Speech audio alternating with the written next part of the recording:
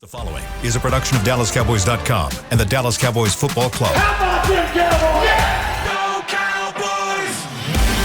Cowboys! This is Girls Talk, Boys Talk, presented by Jigsaw Dating, preferred dating partner of the Dallas Cowboys, and broadcasting live from Dallas Cowboys World Headquarters at the Star.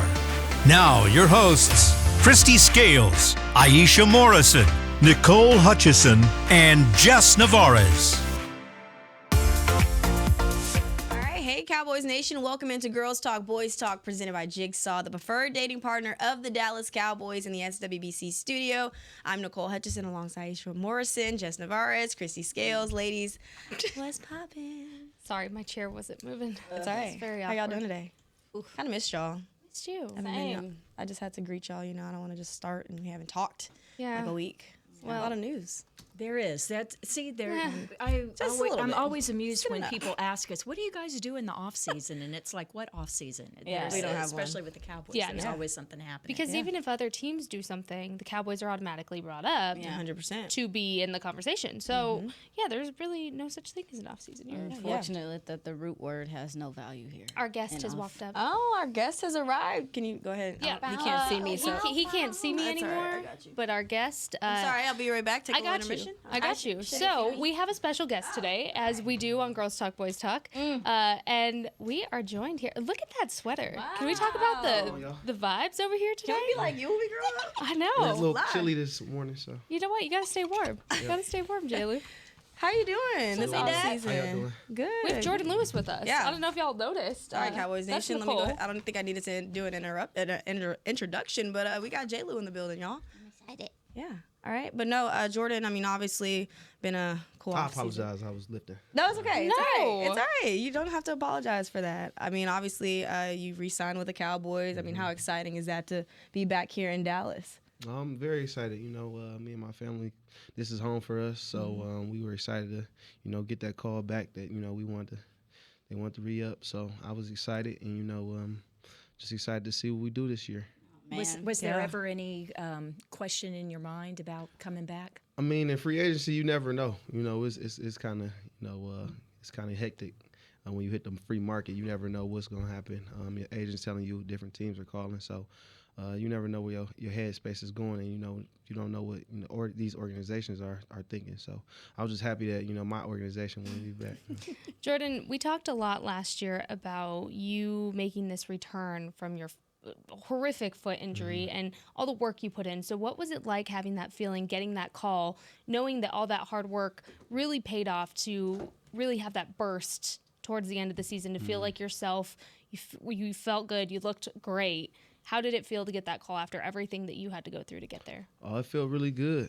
Just shows them that they believe in who I am as a person and who I am as a football player, and I'm excited to prove everybody that I can play at a very high level, and I'm at one of the best at what I do in this league. So I'm excited to show people that.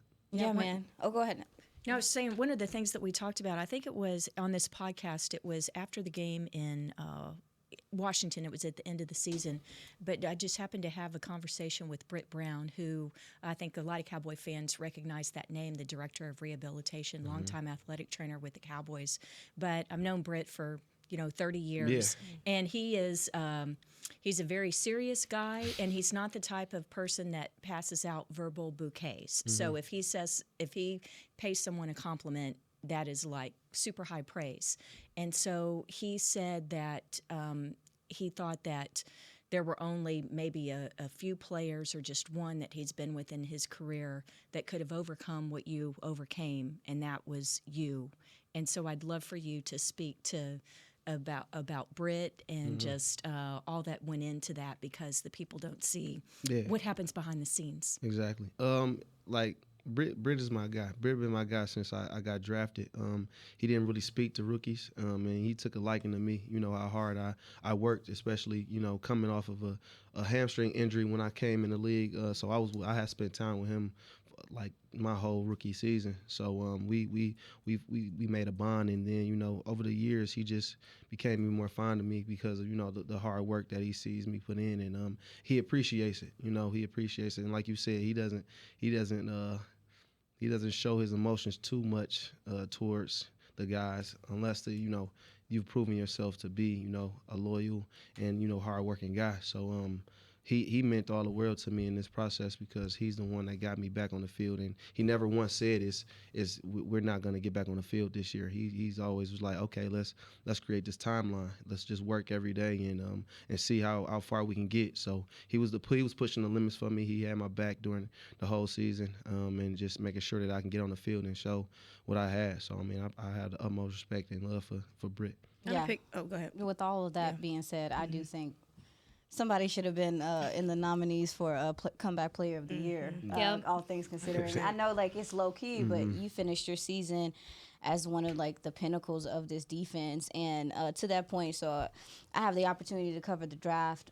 We're starting to see more of an influx of some of these lengthy guys and stuff like that. When you came in, you weren't the biggest guy, but I always liked the fact that you played big. Can you talk about we like to teach on this show because we have a lot of viewers who are still learning the game. Nickel corner is so much work. You and I have talked about it before, how it is an extension of the front seven. Can you talk about what your job entails for people who maybe don't understand the difference between what an outside boundary corner does and what a nickel corner does? Yeah. So I mean, it's really like the linebacker of the secondary. I mean, besides the safeties, you get people lined up. You tell them where the passing strength is, and you look at formations and tell them you make all of the pass calls pretty much in this defense, I could say.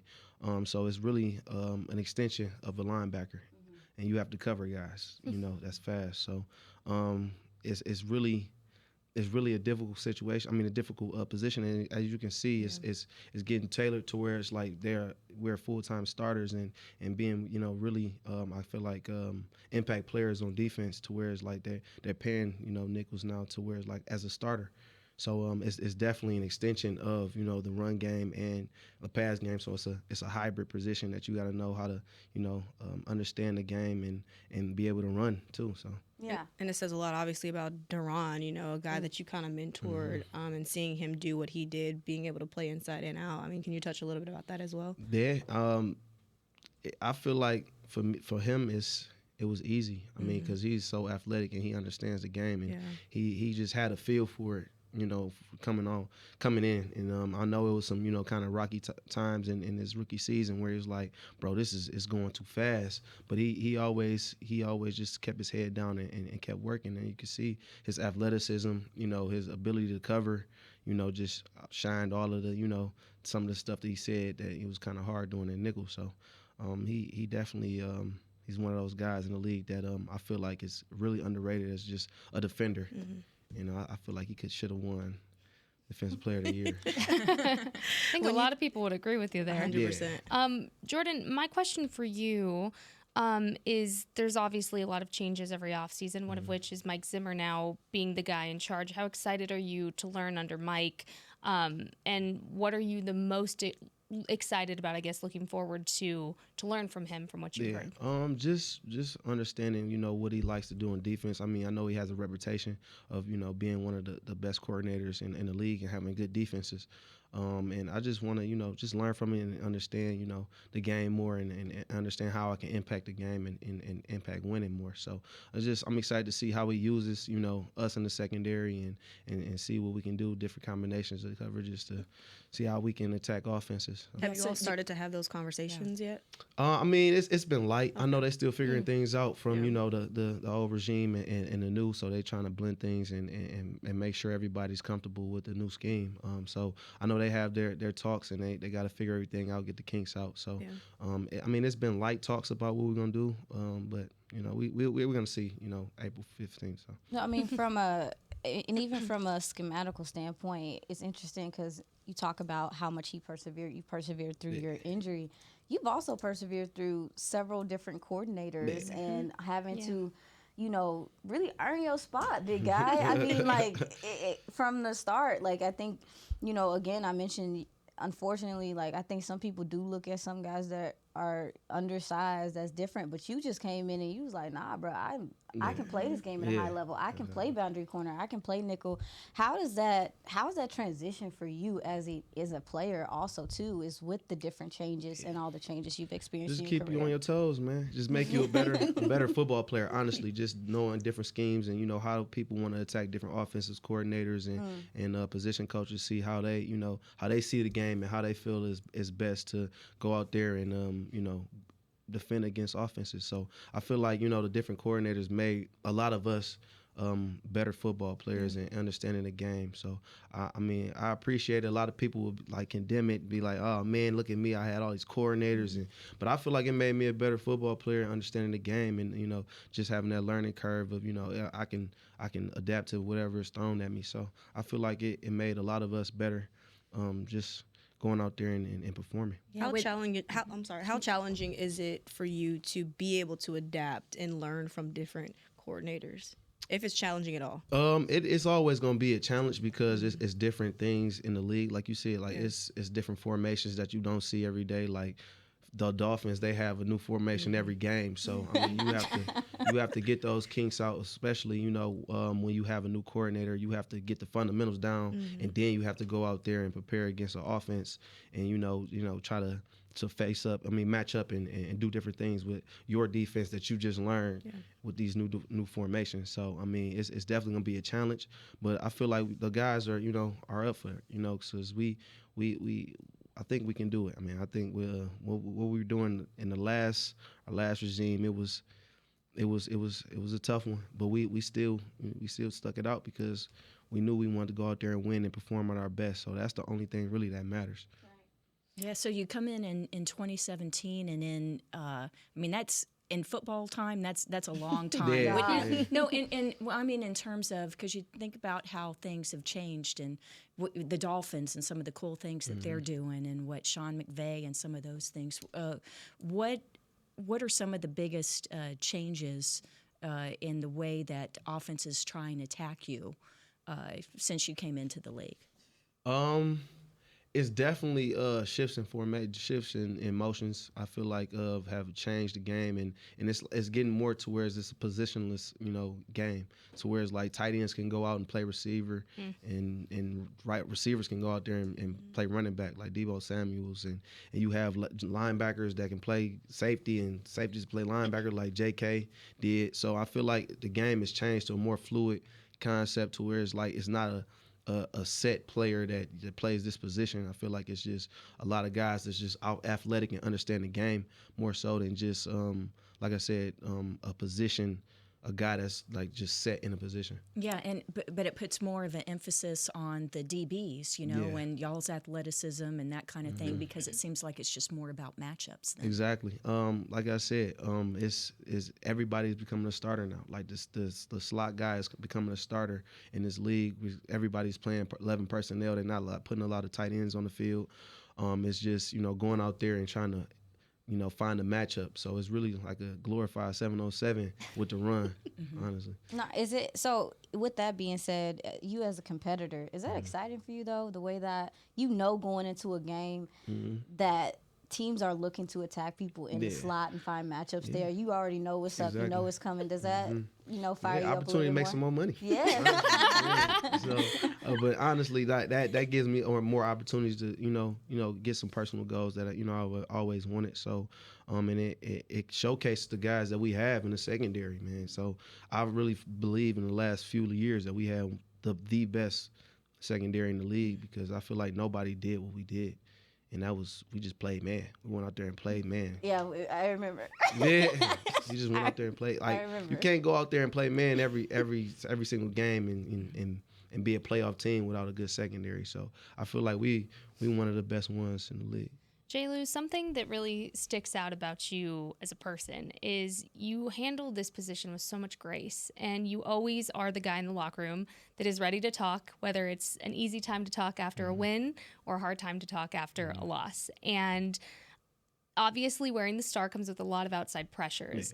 How have you really mentored your teammates being a locker room leader and being that guy to handle those outside pressures? Because it's very different than, say, just being on a different NFL team or really any other kind of sport. Having that star adds pressure.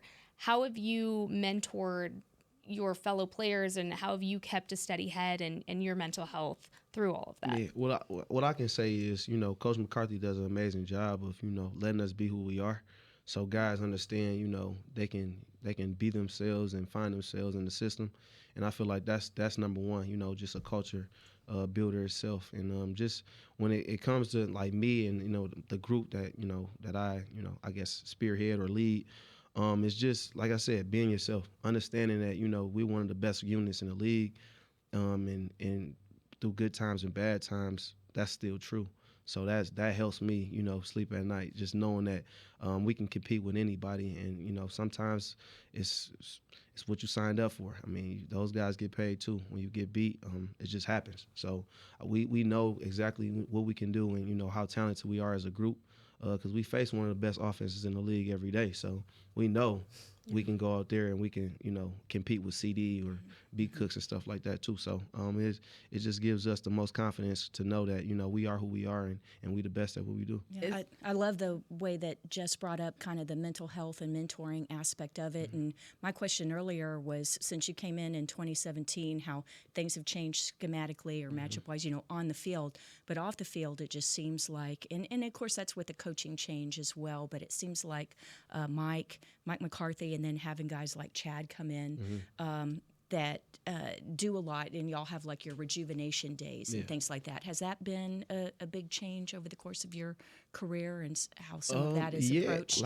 Guys understand the system, and like I said, he gives way for guys to be themselves. So like that helps a lot when you trying to build a culture. So you definitely have to have leaders to rein some of those guys in, because football is an emotional sport, and you got to be passionate about what you do. So sometimes it can overflow, but at the same time, we got to be Chad always talks about being neutral. So we always have to have, those moments where we're not thinking about the future or the past. We're just thinking about, what we need to do in that situation. So I feel like those guys, all of us have the utmost confidence in ourselves to understand in that moment that we can get the job done. So that's what it all really boils down to. You talked a little bit about spearheading that cornerback room. Last year you had Stephon Gilmore. You guys were, the two oldest in that room. Can you just talk about how much you're looking forward to seeing the younger guys like Eric Scott, Nashawn kind of stepping up? So I'm not the second oldest. It's Dono. Let me not. I'm sorry. Hold on. No, because look, I'm getting older. We gotta get the pecking order right. So it was Gilly, it was JK, then Dono, and then it was Okay. So My bad. and Malik is trailing me by a few months. So what? Yeah. My bad. He had to go and set He that just had straight. his birthday too. He did. We the same age. Y'all better stop treating me like that. But no, honestly, but like I said, those guys, man, they are amazing, bro. Because when you see them on the field, it's just consistency, man. They just go out there and Dono gonna strike somebody, man, and Malik gonna have you over top, and Gilly's just as consistent can be. Just with the messaging and understanding that we gonna play man today, man. So like, just strap it up, bro. Get the job done. So I mean, a lot of those guys, helped all of us, not just the young guys. It helped, me. Like, golly, these guys coming to work, so I have to come to work too. Really excited to see. Sorry, go ahead. No, it's okay. I was just gonna say, you saying that reminds me, because we had talked in the locker room about kind of your rehab process and kind of what inspired you through that. And it's just really amazing to see how you listen to your teammates, because even through your rehab process, you talked about how TP and Terrence were there to push you through it. And you were talking about being out in the summer heat, being like, man, if they could do it, I could do it. Donovan was there too. Yeah. Donovan was there too. So, I mean, it's kind of hard for Donovan to run a little bit, but like he's out there. He's out there, honestly, and keeping going. So it's like, golly, if he can go out there and do it every day, man, like, why can't I, I'm very excited to see how Zim uses Nano close to that line of It's a scrimmage. beast, man. He's gonna I'm have excited, he's gonna have for some sure. options there. All right, so this is my last question for you. You talked about like you being a little bit older, but you're not older in real life years. In Yeah. football years, Yeah, that's what they, yeah. you might be. So, at some point in time, this game does come to an end, and you are gonna have time to do other things. Yeah. What else? What else is there? What else you got in the bag that you're interested in pursuing when this thing is all said and done? I do a lot of philanthropy work. I work with young athletes, children. So I have a see your 707 team that we do. Me and my good friend Raymond Taylor. He went to Michigan with me. We run it, and we just teaching the game of football. Really, in 707 it's like AAU now, where they just like, all right, get the best guys, go out there and run around. Yeah. Well, we really want to teach the guys the game. So, when they go to the collegiate level or when they go to the pros, they're not, just stepping a step back to go forward to learn basic concepts. So we definitely, we want to see ourselves as like not gatekeepers but like, guardians of the game. And so I like that. we can further this guy. This Might need to trademark. Right? Yeah, Yeah. I might have to. Guardians of the like game. that. Guardians of the Galaxy. We might change his name to 717. Yeah. What do you get out of coaching and working with young people? It's just because I've always wanted, a mentor in that space when I was growing up, and there wasn't a lot of people that I could look up to when I was growing up. So, the saying, be the person that you always wanted when you were growing up. So I just want to be that person for those guys. So I feel like, they get a lot out of it, seeing my face and, learning from me and our guys. And it just gives me the joy to know that I'm helping people do what they love to do. Now, will that be what you were just kind of explaining? Will that be just in Dallas, kind of helping the guys around? Or So will we're that in be Detroit right now. too? So Okay.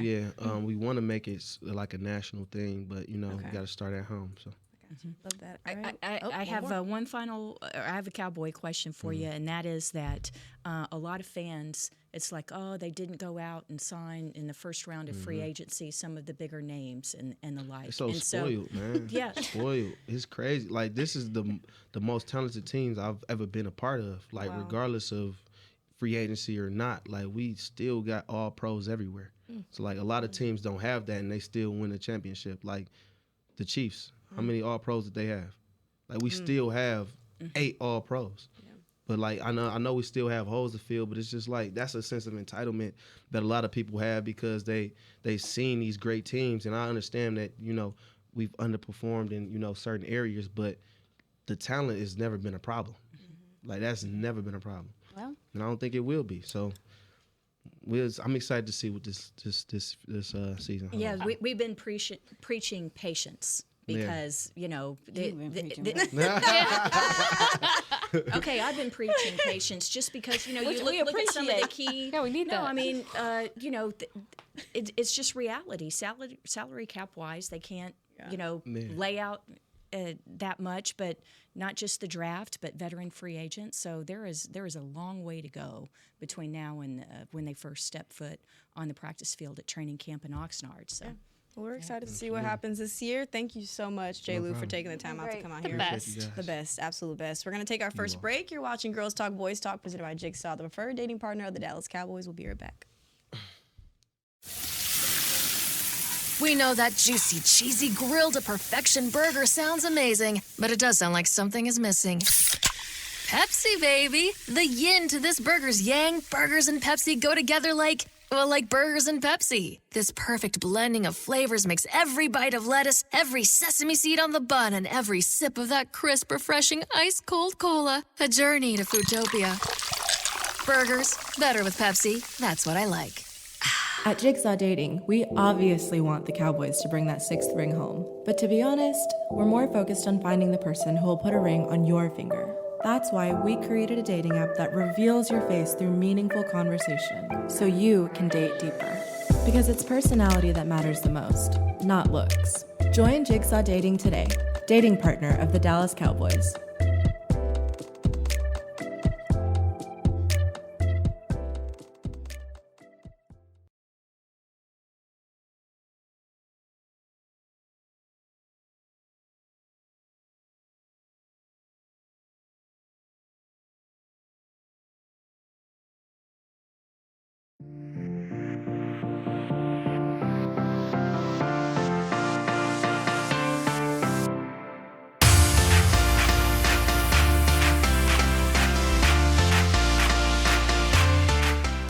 the Star in Frisco for Dallas Cowboys Draft Weekend, presented by Miller Lite. The party starts on Thursday, April 25th at 6:30 p.m. Enjoy live draft coverage, player appearances, live performance, and more. On Friday, come back for the draft night out with alumni and DCC appearances at the Miller Lighthouse, and then finish strong on Saturday with the Draft Day 5K presented by Baylor Scott and White Health. For more details, visit dallascowboys.com/draft. That was a lot. 5K? 5K. Yeah. Like as in a marathon? Yeah. Well, a very, very, very short marathon. Like a marathon. Baby, that's not short. A little That baby is chunk of a not marathon. short. That's not short to me. That's not 5K, short. how long is that? It's not I'm an short to the average asthmatic. human. That does not sound Is short. that to about me. 3.5 miles? It's like 3.5 Absolutely miles. not. I want no parts of that. It was a regular thing. Like, you wake up in the morning in the army and be like, we're running 5K today. You know, And they was excited about it. Can you do it like a relay and each of us take like I love that. 1.25 of the 5K? yeah. I got That's about still gonna yeah, hurt. I got about a mile and a half of me. I don't know how rest, helpful no. my asthmatic lungs would be for you guys, but I would try. Thank you. No, You're we very don't want no welcome. emergencies. But I'll pass. She's just a nugget. Hey, it's off-season program for us too. Yeah. So Yeah. we don't You have know. our first day on the field for Sorry. off-season workout till April 15th. So we've got a week and a half to get ready. I'm gonna have to pass. I feel like it's gonna come by fast. That's in like 15, No, it really is. That's 11 days. Yeah. What? Not the Not the y'all- draft for the first day on first the off, field. yeah, I was exactly. trying to bring it back to the It's team. only with one the- more week after that, though. Shoot. Caught me slipping. We just had Jordan Lewis on the show, y'all. We did. And had some Sweetest. great He's great. things to say. What was some of the biggest takeaways for y'all? My biggest takeaway, which is funny to me because it's a scheme thing, is the fact that he mentioned that they always played man. And again, like, I'm going to say it, he ain't going to say it. But I do think that, like, that was limiting in certain areas. Like, so that's why I'm very curious to see what this new regime is like and the options they have, because he's 100% correct. It is hard to ask your secondary to play man all day, every day. And you don't see it in this league like that, but that was something that Dan Quinn believed that this defense could do at a high level, and he expected them to. But I'm really excited to see some of the wrinkles and maybe just see some of the other guys that are in the secondary be able to do some specific things because they won't always be in like the same type of sets and the same type of coverages. There'll be some variety, so we may see some different packages and guys that we've been wanting to see get some opportunity to show what they can do as well. I liked how he talked about the talent level still within the team because He's confident, huh? He Because I is. was sitting over like, I was scared. He's very confident, and that says a lot and about no, him. it does. He's No. he's not Yeah. gonna. it's funny because yes, we do tend to fixate on the holes that are now on the roster, and not being able to reacquire a lot during free agency. Yeah. You fixate on that, and it's nice to hear from somebody who's on the team having to, one, possibly pick up for one of those very big holes if Stephon Gilmore is not reacquired, that he still feels confident in the talent level within the current roster and within the room. For him to say this is the most talented team he's been a part of says a lot. Yeah. He's been here since 2017. So if you, again, football time, that's a long time in football years. That says a lot. And that says a lot about his confidence going forward. And if you want to have a positive half glass full kind of mentality today for this team, it should be the confidence that he has in the guys around him. Yeah, that's what I took from And it. Jordan Yeah, not same. fake. He not fake No. at No. all. He No, wouldn't I mean, say I that couldn't if he didn't finish the mean it. question before he's Yeah, like, no, that's, Yeah. we're Yeah. good with our talent. Do you guys think that there's any concern, in y'all's opinions, with only having 3 cornerbacks as of right now? I mean, there's still the draft left, so I mean, we can't kind of technically 3 starting corner, So I'm just wondering, is there any depth? Are you guys concerned at all? I know we have Eric Scott, I'm gonna need Aisha's grandma to go back to church. Pray.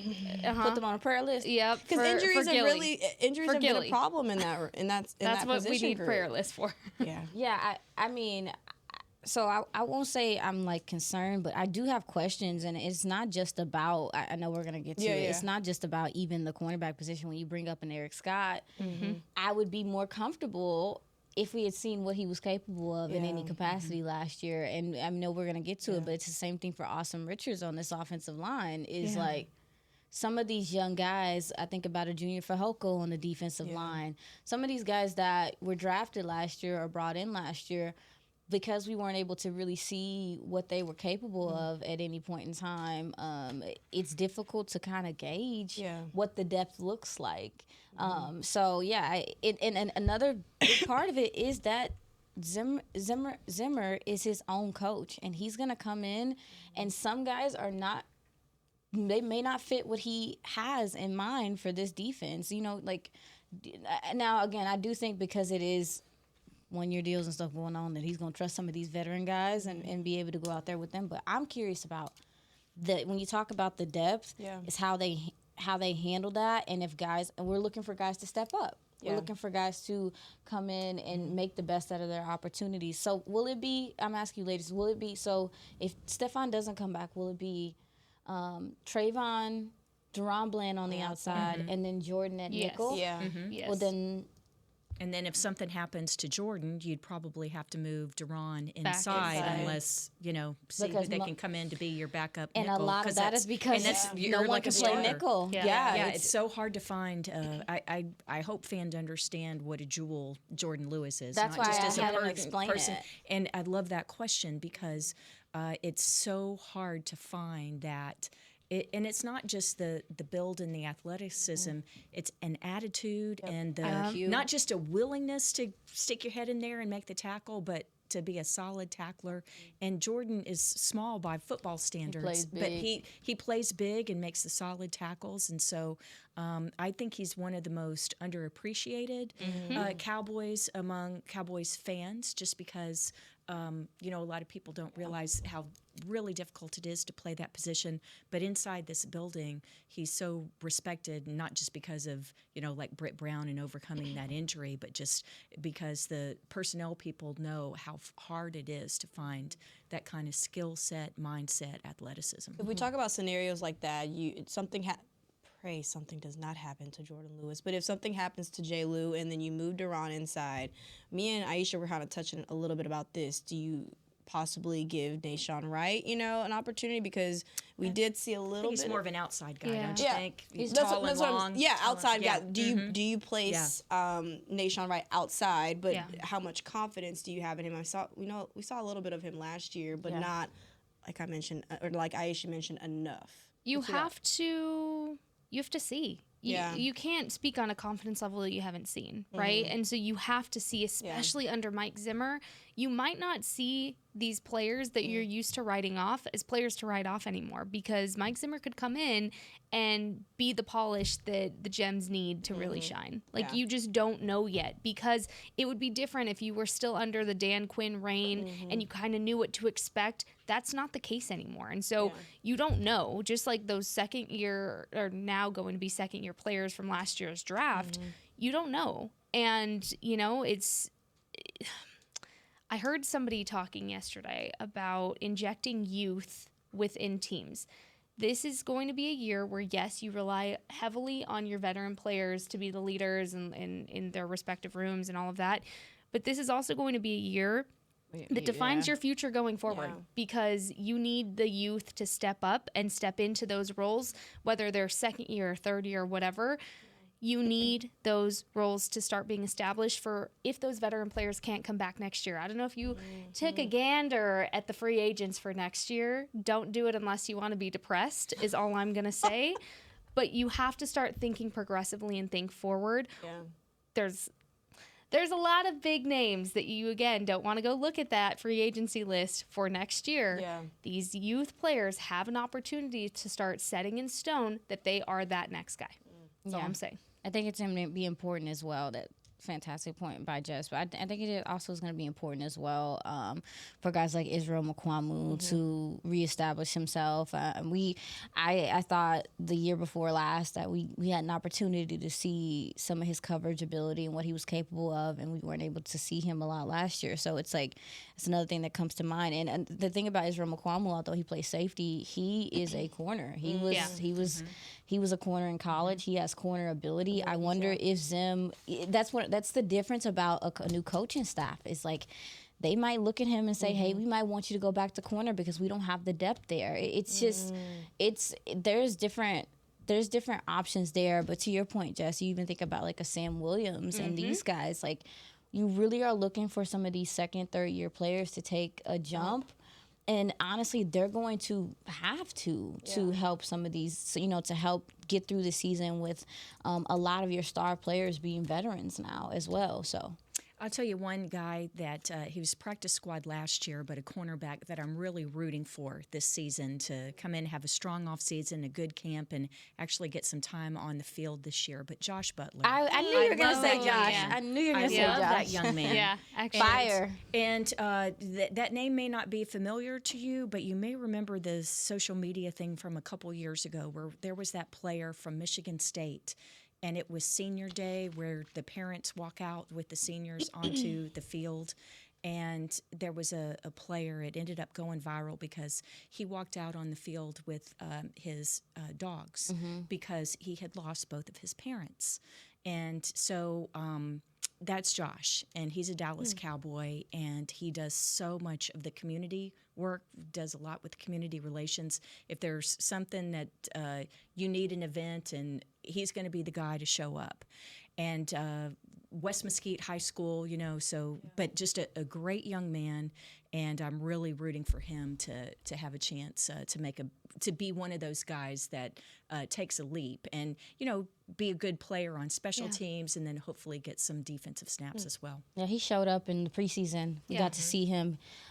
He has a lot of fire to his game, a lot of attitude in his game. Another thing about Josh, too, is like we're talking about who he is as a person. He also is like musically inclined. He has like a trending sound on TikTok right now. Really? Very multiversed. Yeah, absolutely. So Yeah, it hits he's out a a good long kid. road. USFL played for Michigan. He's a good you know, kid. Yeah, so he's done a lot just to get to this point, and so I just hope that he's able to take advantage of the opportunity. yeah, got to step up. Got to step up. A lot of guys got to step up. But for now, we're about to see if Chuma Edoga can step up. He's just been re-signed. We're going to take our second break.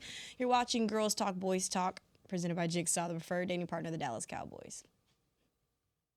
At Jigsaw Dating, we obviously want the Cowboys to bring that sixth ring home. But to be honest, we're more focused on finding the person who will put a ring on your finger. That's why we created a dating app that reveals your face through meaningful conversation, so you can date deeper. Because it's personality that matters the most, not looks. Join Jigsaw Dating today, dating partner of the Dallas Cowboys.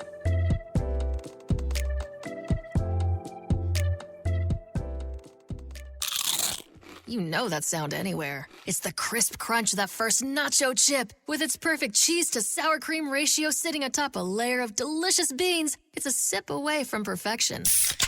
That's what we're looking for. Add a delicious, refreshing Pepsi and we've achieved absolute nacho nirvana. Because while you can pile those nachos high with every spicy, cheesy, savory topping, there's no topping a cool Pepsi finish.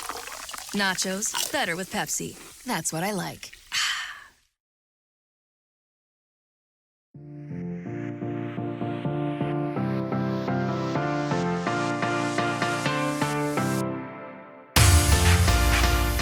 Number one pick to your hat roster. That was good. With the official on-stage hat of the NFL Draft. Score yours at the nearest pro shop near you or log on to shop.dallascowboys.com. A Fanatics experience, you know?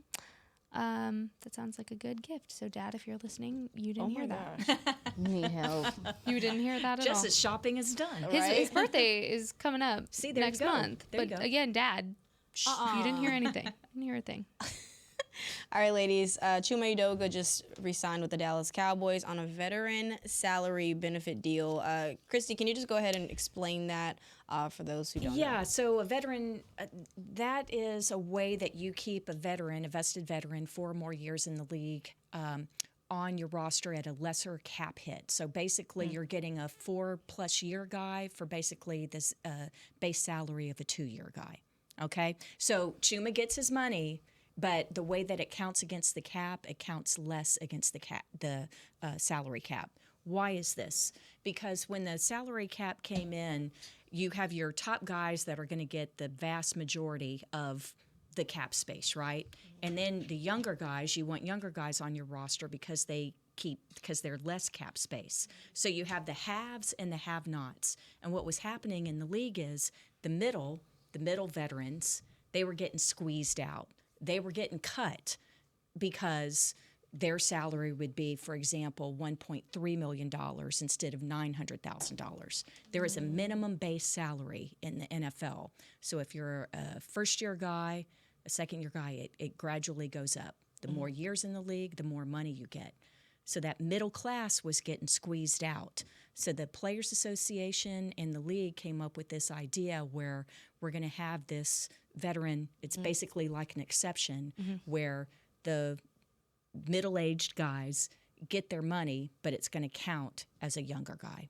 Does that make sense? Yes, it does. Okay, so but will that be over time? No, it's done on like one-year deals. Okay. And so there are certain rules that apply to it. So one of it has to be that the contract must be for only 1 year and must not contain bonus money that's over a certain amount of money. Okay. So it's a way to keep the middle class at a lower class rate. The middle class guy, he gets his money, but the way it counts against the cap is it counts less. So the teams like it because they can keep more experienced veteran guys, a guy like Chuma Edoga, who is a valuable, well, not just a role player. I mean, he played all 17 games and had 6 starts last year, but it's a way to keep that solid depth. And but at a lesser amount. It's like you're paying a young guy, but you're getting a middle guy. It's like a coupon. Yeah, it's kind of. You're the one who mentioned coupons It's last basically week, like bro. a coupon. That's a good way to put that. Wow. You mentioned last week about coupons. I know Fix your face. they like coupons. Manifesting. What is this? What do you all think this does for that offensive line? I mean, obviously we talk about the depth that it adds, a guy who knows the system, things like that. But are you all confident in what you all saw last year from Chuma? You know what I saw? I saw a very selfless player who put his body on the line because his ankle was hurting. You wouldn't know because guess what? He had to play and work his tail off. So I'm tired of the Chuma slander I'm seeing online because, yes, you can be upset all you want that the Cowboys aren't making big splash signings. Be upset. I'm not saying you shouldn't be. I'm not saying you can't be. But don't sit there and not understand that this is a good signing for the Cowboys. Yeah. Because at the end of the day, you can be upset all you want. Don't take it out on Chuma because he has been a selfless player to go in and put his body on the line at whatever position you want. Guard or tackle, guess what? He's doing both to make sure that there is depth in that line. And he, again, I talked to Chuma a lot in the locker room, did it most of the time with that hurt ankle that was nagging him. You wouldn't know. You wouldn't know. I'm tired of the Chuma slander. If you couldn't tell, I came in a little hot today with the Chuma slander. I got a couple things. Listen. We were venting before the episode. Yeah, I got a couple things. Number one for me is them re-signing him makes me question even more what they feel like. And it may not even have any correlation, but this is how my brain works. What is going on with Austin Richards?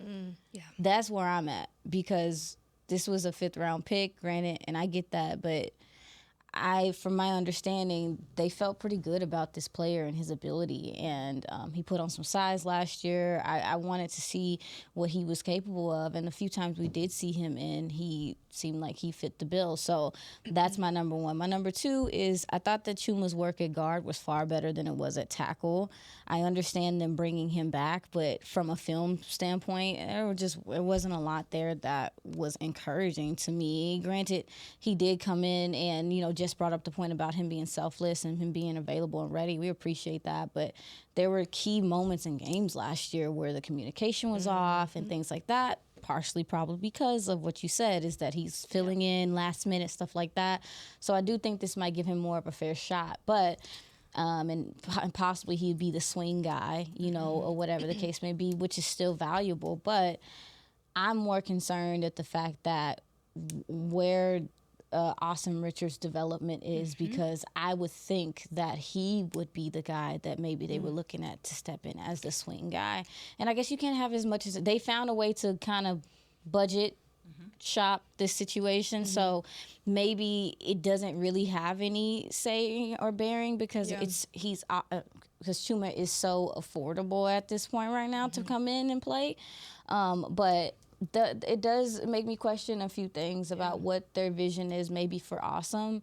And so, That's fair. I'm on the fence about it. And like I said, I do think that Chuma's work at guard was to me, more stable than what we saw from him at tackle when he was asked to go out there and have to handle it out there. So, Question for you. Do you feel like it could be a sense of competition for Awesome to go in there? very fair, and because there's no other use tackle that? right now. Like, unless they go draft someone. Depth and competition, obviously. Yeah, possibly, because he's not competing with Tyler Smith, and everybody competing with Tyler Smith. Right. But no, that's a good point. It could be just to keep, this young guy's feet to the fire and keep him pushing whatever. You don't want to just give a position to anybody. That's a good point as well. But I just... it stresses me out, because I think if we did, like, even the guys when we're covering the draft, I'm like, dog, if we knew what Awesome Richards was, it could probably mediate a lot of the stress that we feel with the loss of Tyron.